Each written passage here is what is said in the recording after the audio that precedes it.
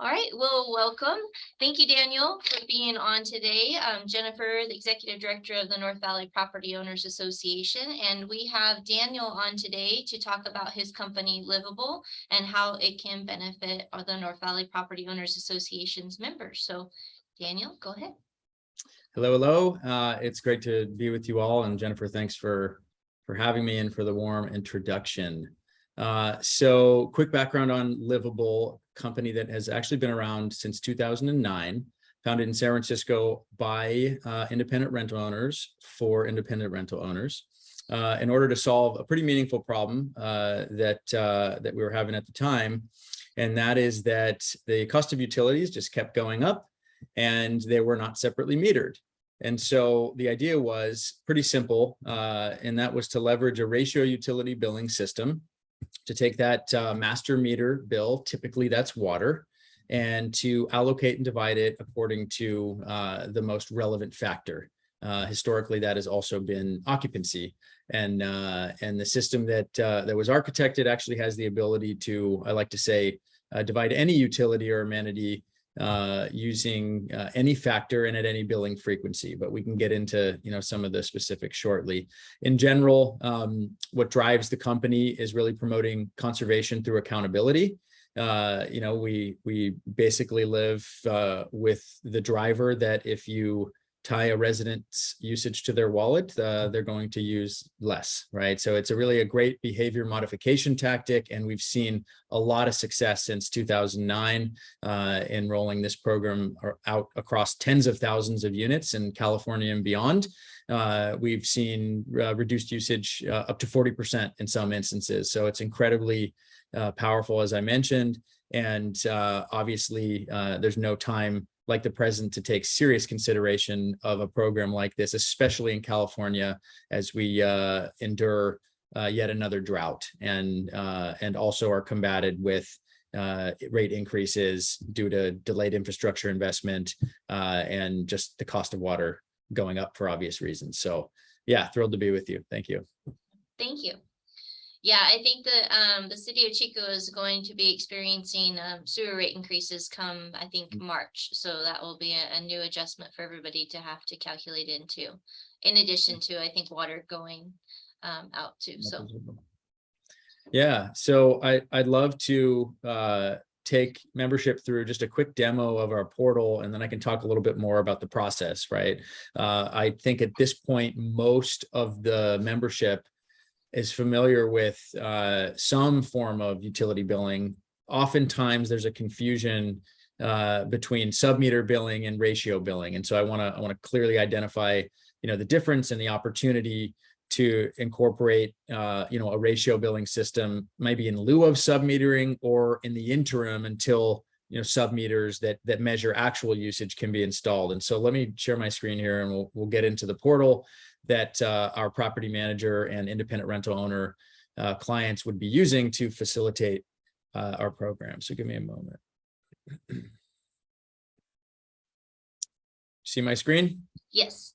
Perfect. So we have a full service solution, and what that means is, we can work with independent rental owners, but we also work with, massive enterprise level management companies. And effectively, we like to learn about our customer in order to design a process that sort of fits within their workflow or their protocol. And oftentimes, for say an independent, it's something that, for the most part, they want at their fingertips, right? As opposed to, set it and forget it. And that's why we built out the property management portal. And so this is where you can, view your portfolio.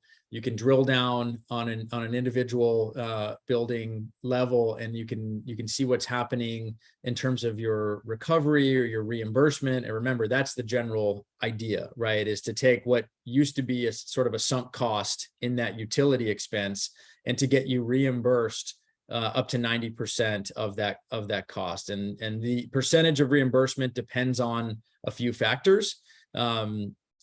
Primarily being what's absorbed by ownership for the common area, and in a form of a goodwill deduction that sort of puts ownership in the boat with the resident in an effort to conserve collectively, as opposed to this just feeling like it's sort of being stuck to the resident, right? And so that's the idea behind absorbing some of the bill.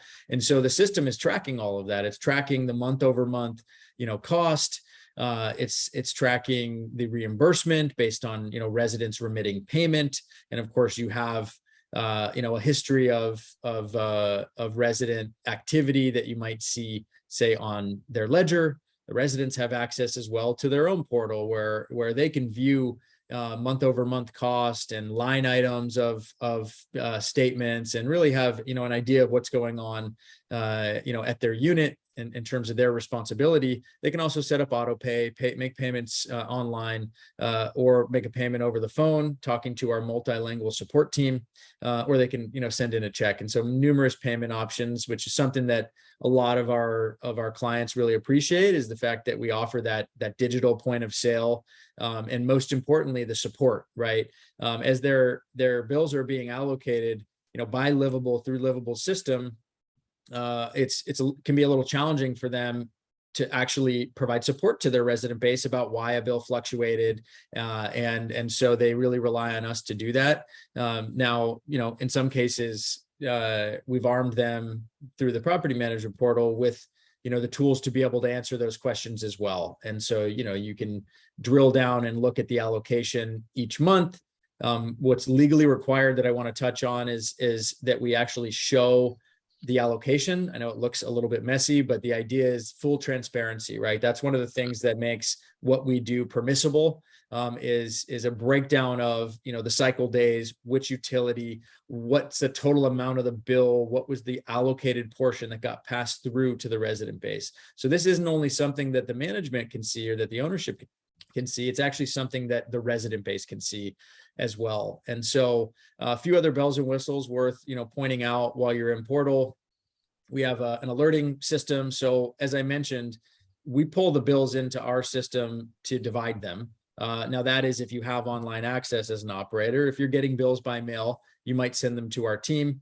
We're going to divide them up through our system and bill the resident, they pay us, and then we distribute the funds to you. That's kind of the full flow. Just circling back to that.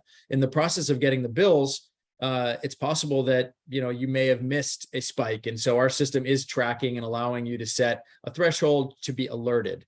And it's really important because if you're doing some work at the property, let's say you have a unit turn or you're adding an accessory dwelling unit, you're likely going to use the utility and possibly quite a bit of it. And so Livable would coordinate with you to increase the goodwill deduction, meaning you would absorb more of the bill that month to make sure that the residents weren't bearing the brunt of that increase, right? Maybe that we caught a leak as well. And so we really make it our mission to just bring your attention back to the fluctuating usage and take action, as necessary. And so I thought that was worth pointing out there. Can I ask a quick question? Sure, please. Yeah. So like I received the bill for the property and it's X amount, then I give it to you. Like, how long is the delay before the owners are starting to see some of that money come back in from the residents? Yeah, it's a great question. So typically, let's say we sign a contract today, we decide to incorporate our lease addendum, which our attorneys drew up. So we provide that to ownership. Our lease addendum goes into the new leases.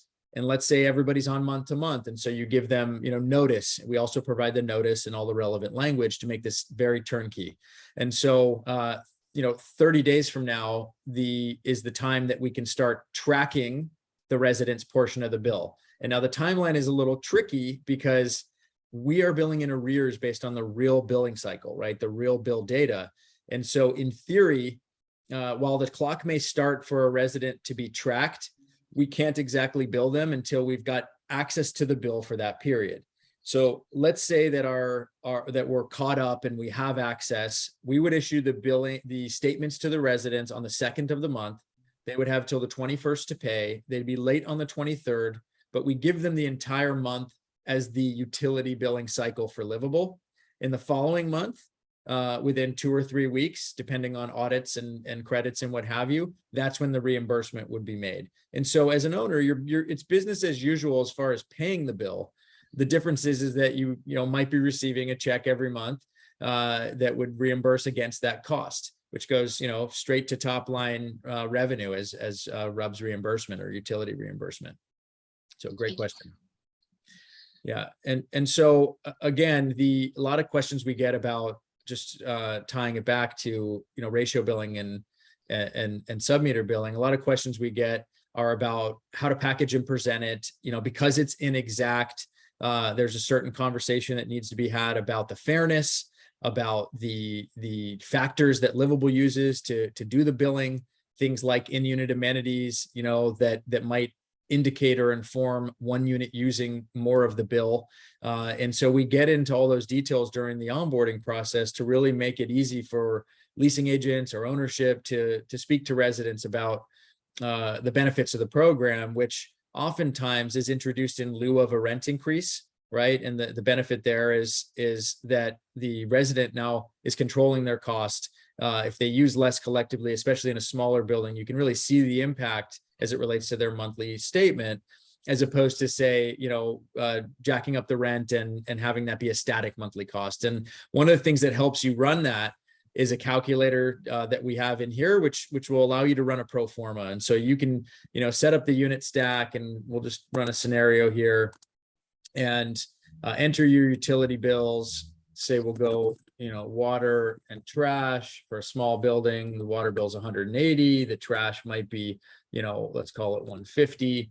And then you get a table, and it tells you that if you've got a vacancy, your reimbursement for these utilities, let's say it's a studio, might be $48, right? And it's really important because it's going to help you set market rent.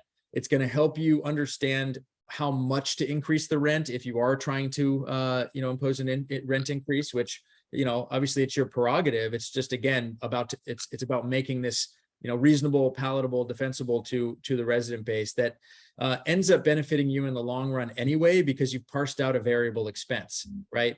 Now, we've got statewide rent control that we're contending with, but we also have what we'll call national rent control, which is just market rent, right? And while we're used to in California, rents going up, obviously that's changed in the last few years for several reasons, but we don't know that rents will always go up. And so if rent dips, at least you're not stuck trying to attempt to offset the rising utility increases, the rising utility costs with a capped rent. And so that's one of the core benefits of sort of potentially taking a short-term haircut to get the language into the lease that the resident is responsible for their portion of costs, and then have them, paying that moving forward. So looks like you have a question. Real quick on a question. So like for trash, there's we have a lot of residents that are owners for properties that are receiving overages or contamination fees. So that would just be on the total of the bill. So you just put that in there, and then the residents have to, there's like some language saying that these are fluctuating based on fines or fees or. Exactly. And so it's a really great point, right? A lot of times we focus, when we're talking about our program, Livable's program, we focus on sort of the core benefit, get your reimbursement, but there are supplemental benefits as well. One of them being that sort of irresponsible, improper sorting of waste, or leaving excess trash outside of the bin, or not breaking down boxes, that all result in penalties that the housing provider that's on occasion doesn't live there is stuck with. Those things sort of stop happening, right? And you have neighbors, it doesn't turn into a point of contention that we've seen, but you have neighbors sort of policing, the waste area, and the same goes with reporting leaks, right? As soon as the dollars are on the line, you've got engagement, right? And it may not be that every resident on site is engaged, but you're certainly going to get a few, and that's ends up being kind of an insurance policy. And they do report leaks, and they do analyze the bills, which will provide them a redacted bill so they can really scrutinize and see what's happening and why is the cost. And so it empowers them to participate, and it empowers them to conserve. Another thing that comes up quite a bit is that as part of the legal requirement of dividing a bill using a ratio method, we'll actually disclose that table, right? That allocation table that I shared, which does show occupancy of neighbors. It doesn't show any other personal or private details, but occupancy being the factor, that's how we divide water and sewer, under the premise that two people will consume more than one. and the number's about 60% more, not necessarily double. We have a whole defense of our allocation methodology, which I won't necessarily get into on this call, but happy to talk to any members about it. But you've got this visibility now into the occupancy, and you do have whistleblowers. There are neighbors that are disclosing that unit 1A has 6 people now or similar, right? And so it ends up calling to attention people that might be in violation of their lease. And so again, another kind of supplemental, benefit there. And we've seen, all these cases that I'm mentioning, numerous times where you've got a more engaged resident base. So good question. So other things that are worth calling out, on a monthly basis, we are issuing an accounts receivable summary to management or to ownership so they know what's going on. If there are any delinquencies, we provide collections efforts. We can't guarantee anybody's going to pay their bill on time, but we do, of course, make an effort. Our system will assess a late fee. Our system will issue notifications, and then we're going to make phone calls as well to prompt payment. Now, it doesn't always work, and oftentimes, being a third party, it's possible that we are ignored, and in that case, that's where we'll engage management to take action and pursue those funds. We provide resources that include notices, lease addenda, letters for residents to introduce the program, delinquency letters, all sorts of materials that really help our clients stay engaged and run their part of the program. And that being said, one of the questions we always get is, well, what is this entirely passive, or what do we get to do, or what do we have to do? And so I'll finish with that. Pretty straightforward. Like I said, our team's going to be either downloading the bills or processing bills by email, but your responsibility as a manager, housing provider, is going to be to process turnover. And so you're, processing a move in, all the relevant information that you'd imagine. You're processing a move out, and generating, importantly, the final statement, which is calculated using an average of the last year's worth of cost. And you are clearing that balance off our books and collecting directly from the resident on their way out before returning the keys. And so we've got a pretty, end-to-end system that's airtight there, that allows you to, take action. Occupancy changes are vital. That's another thing that we have users come in and manage. And at the end of it all, that's really it. And so it's pretty basic as far as management or ownership responsibility. And of course, underlying the upside is that not only do you get the reimbursement and the engagement of your resident base, but you're also going to see reduced usage, right? I can pretty much guarantee that. Now, reduced cost is a different story because rates are going up, but you're absolutely going to see a dip in the consumption at the building, and just more responsible usage in general. And so would love to chat with anybody about the program that's interested. We do have for membership, we can help you run a recovery estimate. So we'll work with you to get your bills and analyze the results of that estimate that the calculator spits out to help you determine, setting rent or setting your rent increase, just to give you the tools you need to incorporate this program. And then for membership, we have typically a setup fee. Just speaking of fees, we waive that for members as a gratitude for our partnership here. And then the fee that is charged for the service is pretty straightforward. It's just a per door monthly fee for each billable unit. And, that can range from $5 to $12 depending on the number of units. And so I think I've covered most everything there, Jennifer, but do you have any other questions that I can answer? Not that I can think of right now. I definitely will make sure that the members have your contact information, and I'm pretty sure I should have looked before we started the recording, but we should have some kind of a direct link off of our website to your website. Yeah, as well. I believe you do. Otherwise, it's livable.com/NVPOA, and they can get in touch with us there. View more information on the utilities that can be billed back. I just focused on water, sewer, trash, but there are others depending on the market. Of course, we'll have to look at each municipality and make sure everything's above board. But big opportunity here to really focus in on water, sewer, and trash. Sounds like those are the big three for your market as well. And yeah, we'd love to work with you all. So thank you for your time. Well, you're welcome, and thank you for taking the time to do this presentation so people can learn more about your company, and thank you for all the sponsorships and support for the organization. So Our pleasure. we get some business. So, all right, thank you. You keep up the good work over there. Thank you.